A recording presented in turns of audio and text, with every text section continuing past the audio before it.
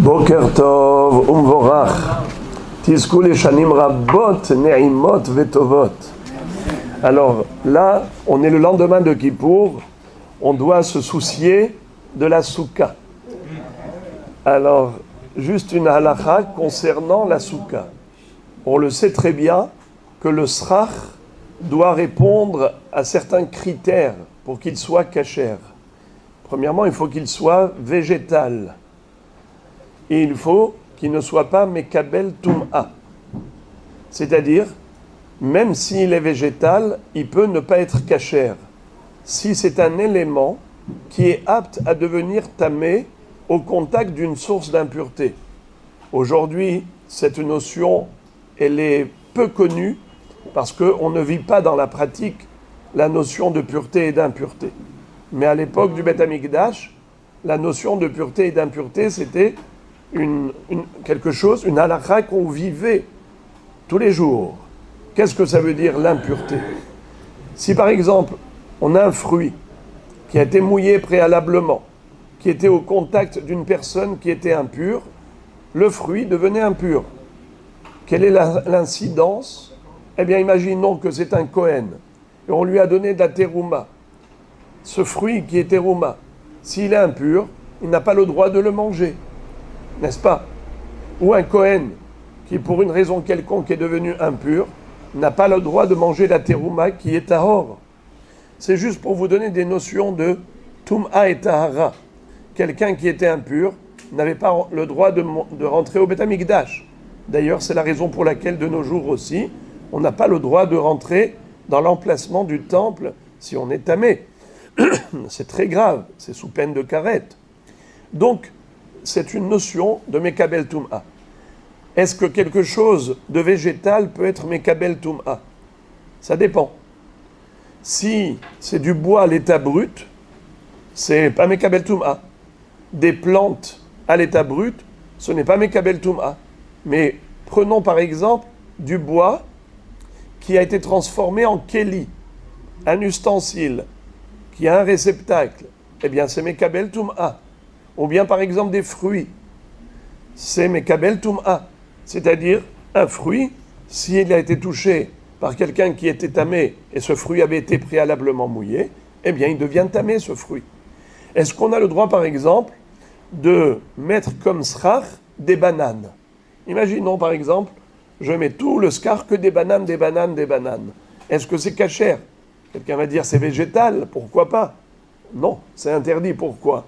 Parce qu'il est apte à devenir tamé. La banane, c'est un fruit. Ou bien un keli. Si je vais mettre toutes sortes de comment on appelle ça, des ustensiles en bois. Pourquoi pas? Eh bien non, ce n'est pas kasher. Parce que puisque c'est un keli, c'est un ustensile, c'est apte à devenir tamé. Donc ce n'est plus kasher, même si c'est végétal et que ça a poussé sur terre. Eh bien, il y a le troisième critère qui est important à rappeler, c'est que même si c'est du bois qui a poussé par terre, s'il est encore attaché au sol, n'est pas kasher. Exemple, si je mets une soukha sous un arbre, j'ai les branches de l'arbre qui sont là naturellement. Ma soukha, elle est en dessous. Kasher ou pas kasher? Pas kasher. Pourquoi? Parce que le bois doit être détaché du sol. Ce sont les trois critères. Premièrement, végétal. Deuxièmement, détaché du sol. Troisièmement, qui n'est pas mekabel tum'a. Ça, c'est pachout. Tout le monde le sait. Deuxième halakha, c'est que même si on a mis un scar kasher, il ne faut pas l'attacher, il ne faut pas qu'il soit soutenu avec quelque chose qui est mekabel tum'a, avec quelque chose qui n'est pas apte à devenir lui-même scar. Exemple, est-ce qu'on a le droit d'attacher du scar avec les azikonim, ce qu'on appelle ici en Israël azikonim? Ce sont des attaches en plastique. C'est hyper pratique. Aujourd'hui, on dit que la moitié des Eretz Israël, ça tient sur des azikonim. Vous voyez, vendu à profusion. Et c'est tellement pratique, on attache tout avec des azikonim. Alors maintenant, le scar, est-ce qu'il est kasher? Les azikonim, c'est des attaches en plastique qui ne sont pas cachers en tant que scar. Si je mets que des azikonim en tant que scar, ce n'est pas cacher. Pourquoi? Parce que ce n'est pas végétal. Est-ce que je peux attacher le scar avec? Alors, il faut savoir, la halakha dans le Shulchan Aruch est que les khatrila, non, bedi'avad, oui. Ça s'appelle en hébreu ma'amid bedavar amekabel tum'a. Quelqu'un qui maintient le scar grâce à un élément qui n'est pas caché en tant que scar. Les khatrila, a priori, il ne faut pas. Bedi'avad, si vous rentrez dans une soukha et vous voyez qu'elle est entièrement attachée avec du fil de fer ou avec des azikonim, c'est kasher. Ne faites pas honte au Baal Habayit, mangez. Les khatehila, a priori, on ne construit pas une soukha comme ça, mais Bedi'avad, elle est kasher. Pourquoi Hachamim ont dit non? Hachamim ont demandé de ne pas attacher le scar avec quelque chose qui n'est pas kasher en tant que scar, de peur que tu en fasses un scar. C'est uniquement pour pas que tu sois mesaker tout la souka avec quelque chose comme ça. Par exemple, si tu attaches avec du fil de fer, peut-être que ton scar lui-même, il va être du fil de fer. Alors, Hachamim ont dit, faut pas. Mais dans le Shulchan Aruch, on voit comme une contradiction. Mais en fait, la solution à cette contradiction du Shulchan Aruch, c'est que les khatehila, non, bedi'avad, kasher. De préférence, non, mais sinon, si ça a été fait, c'est kasher. Maintenant, si on est avant Sukkot, et tu arrives, et tu vois que la soukha, elle est entièrement attachée avec du fil de fer, entièrement attachée avec des azikonim. On est encore avant Sukkot, on peut encore réparer. Comment tu vas réparer? C'est très simple. Ben, tu rajoutes maintenant des attaches avec du fil qui est kasher, du fil végétal.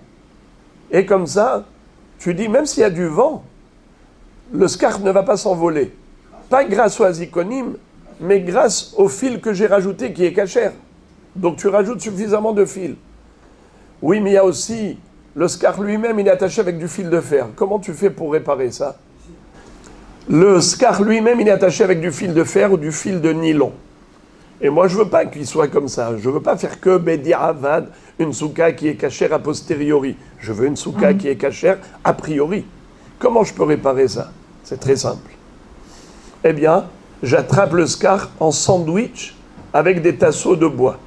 J'ai un tasseau de bois en dessous le scar pour le tenir et je mets au-dessus du scar, juste en face du tasseau qui est en dessous, je mets un tasseau au-dessus et je les attache avec un azikon. Parce qu'à ce moment-là, le scar il ne va pas s'envoler. Grâce à qui? Grâce au sandwich de bois. Le bois, des tasseaux de bois, c'est cachère pour le scar. Tu vas dire, oui, mais le sandwich, tu l'as attrapé avec un azikon en plastique. Tu peux. Pourquoi? Parce que ça s'appelle Mahamid des Mahamid. Ce que les Hachamim ont interdit, c'est Mahamid bedavar amekabel tum'a. Mais pas Mahamid des Mahamid bedavar amekabel tum'a.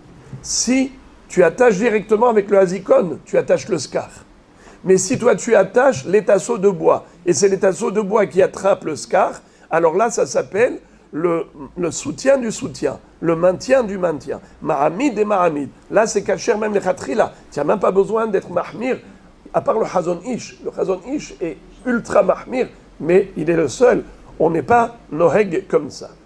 Alors, ça, c'est une façon de faire pour pas avoir une soukha qui tient sur Dabar Mekabel Tum'a. Tu rajoutes des attaches et des soutiens qui sont cachers.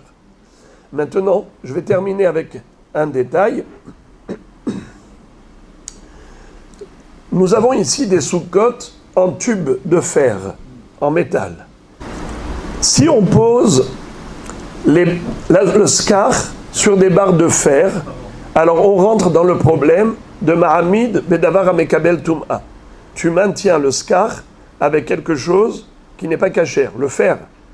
Il n'est pas cachère en tant que scar lui-même. D'avoir Mekabel Tum'a, pas cachère. Il n'est pas végétal en plus. Alors, qu'est-ce qu'on fait? On met des tasseaux de bois sur les tubes de fer et ensuite on met le scar sur les tasseaux de bois. Comme ça, qu'est-ce qu'on a? Mahamid des Mahamid. Et là, ça devient cachère. Parce que le scar, il ne tient pas directement sur le fer, il tient sur le bois qui est maintenu par le fer. Mais maintenant, écoutez les amis, un détail très pointu. Ces tasseaux de bois qu'on met sur les barres de fer pour tenir le scar, ça ne doit pas être dans la longueur du métal, mais dans la largeur. C'est-à-dire, si je prends des tasseaux de bois et je les mets directement sur le fer, sur les tubes, alors à ce moment-là, je n'ai rien gagné. Ça ne s'appelle pas que tu as corrigé le problème, que tu as réparé le problème. Pourquoi? Parce que maintenant, sur quoi il tient le scar? Il tient sur les tasseaux de bois qui est sur le fer. Mais c'est le fer qui tient les tasseaux. Et si tu enlèves les tasseaux, d'accord, écoutez bien, tu enlèves les tasseaux, le scar, il peut rester là. Pourquoi? Parce que ce n'est pas les tasseaux qui soutiennent le scar, c'est les barres de fer qui soutiennent les tasseaux, qui soutiennent le scar, qui soutiennent le scar. Parce que même si tu enlèves les tasseaux, le scar, il reste à sa place, sur le fer. Alors comment tu dois faire pour que ça s'appelle marmite des marmides, et pas directement marmide? Eh bien, tu dois mettre les tasseaux de bois, non pas dans la longueur du métal, mais d'un métal à l'autre, dans l'air. C'est-à-dire que dans l'espace entre un tube de fer et l'autre tube de métal, entre les deux, tu mets le tasseau de bois. Et dessus, tu mets le scar. Et là, ça s'appelle marmite des marmides. Pourquoi? Parce que là, si tu retires le tasseau de bois, le scar, il tombe. Le scar, il tombe dans l'air. Alors là, ça s'appelle que le métal soutient le bois et le bois soutient le scar. Là, c'est cachère à 100%.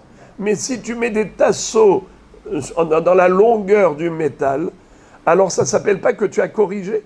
Parce que même si tu enlèves le bois, c'est qui soutient le scar? C'est le métal.